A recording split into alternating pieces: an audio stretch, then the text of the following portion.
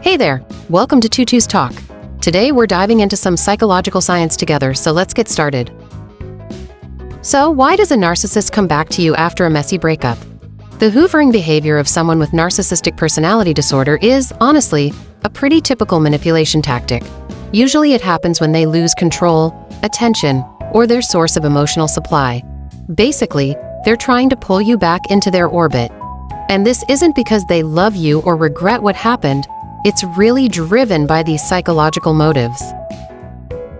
Let's break down what's actually going on psychologically when someone with narcissistic personality disorder, or NPD, tries to hoover you back into their orbit.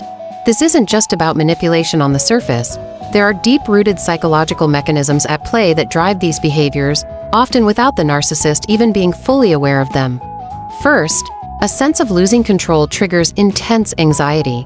Narcissists have an extreme, almost desperate need for control over their environment and the people in it. When you break free from their grasp, it can trigger what's called a narcissistic collapse, a kind of emotional meltdown where their carefully constructed self-image starts to fall apart.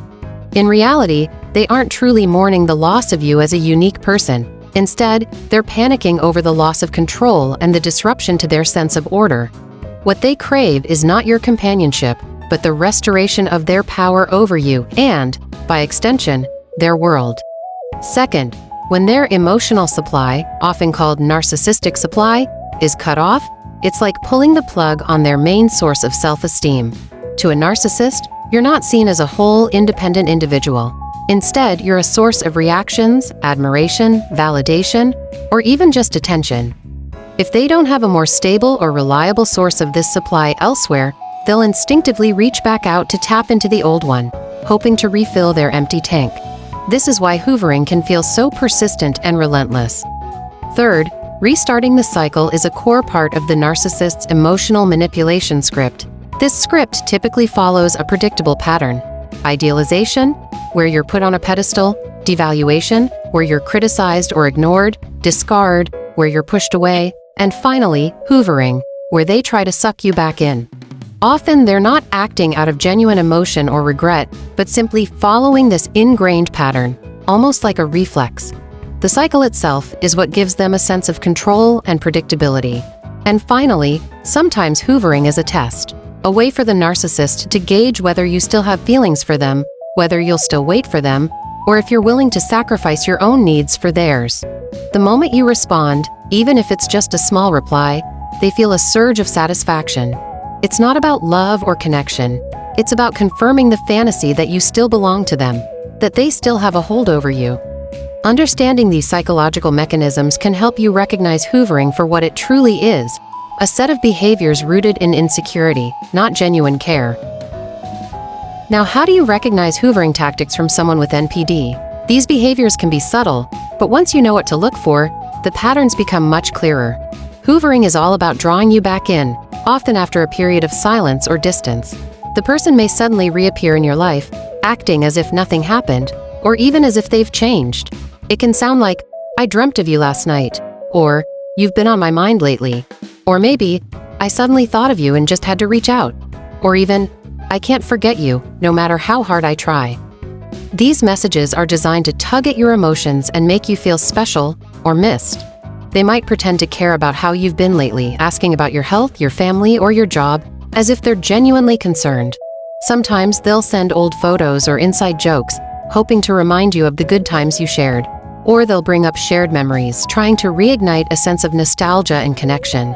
Maybe they'll start liking your old social media posts out of nowhere, just to get your attention and remind you they're still around. You might also notice sudden apologies, sometimes for things you barely remember, or vague statements like, "I'm sorry for everything." Or they'll claim they want to change, promising to be different this time, but often without any real concrete actions to back it up. These promises usually remain just words, with no follow-through or genuine effort to improve. Another classic move is deliberately making you jealous, posting photos with new people, or talking about how much fun they're having without you. This is often just to get you to reach out first, to see if you'll take the bait and re-engage. These gestures rarely come with clear commitments. They're more like fishing, casting out emotional hooks to see if you'll bite. The goal is to get you to break down your boundaries and let them back in. even if it's just a little. Recognizing these tactics is the first step to protecting yourself from being pulled back into a toxic cycle. Okay, so hoovering does not equal love. They're coming back to regain control, not to empathize with or respect you. There's actually a really high recurrence rate after hoovering. The structural flaws of narcissistic personality disorder don't change with just one return.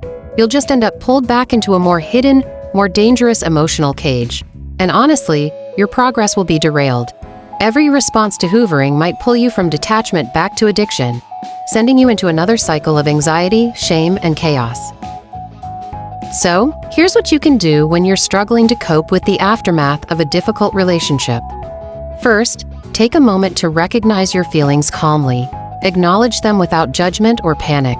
Remember, your emotions might feel overwhelming, but don't let them convince you that the other person has truly changed just because you miss them or feel lonely.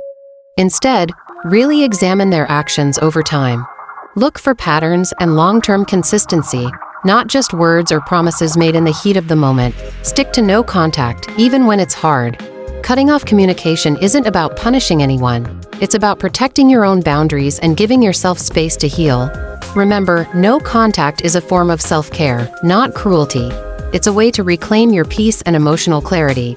Also, try journaling or recording reminders for yourself. Write down your thoughts, feelings, and the reasons you chose to step away. Be honest about how painful, chaotic, and disconnected from yourself you once felt. This will help you remember why you made this choice, especially on tough days. Focus on your own growth and seek out constructive, supportive relationships. Surround yourself with people who genuinely care about your well-being. Don't let a narcissist's attempts to pull you back in, known as hoovering, define your self-worth or make you question your progress. You absolutely deserve a truly equal, stable relationship where you feel valued, respected, and safe. Keep moving forward. You're worth it. Hoovering from someone with narcissistic personality disorder isn't the echo of love. It's the echo of control. Real love won't use you as a tool to restore their delusions of self. I'm Tao, breaking down psychology in ways you can understand. Thanks for joining me today.